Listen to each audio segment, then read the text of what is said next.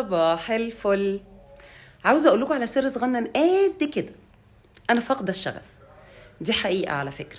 عمري في حياتي ما بصيت لكلمه شغف وحطيتها في مكان غير مكانها، غير لما عرفت حقيقي ان مش هي اللي بتحركنا. اللي بيحركك المسؤوليه، اللي بيحركك الهدف اللي انت بتحطه لنفسك. لكن مين اللي قالك ان احنا كلنا صاحيين عصافير بتصوصو في حياتنا، وان احنا محتاجين ان احنا يبقى عندنا شغف عشان نعمل حاجه؟ ان شافوا يا جماعه، ورانا حاجات كتيرة نعملها في الدنيا، ورانا حاجات مهمة نعملها في الدنيا.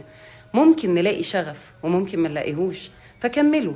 انت عليك سعي، وعليك انك انت تبتدي يومك كل يوم بأمل جديد انك انت وراك حاجات تحققها.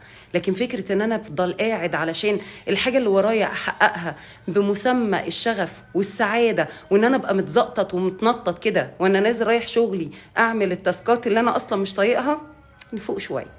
ماشي؟ فاللي عنده شغف يكمل، واللي ما عندوش شغف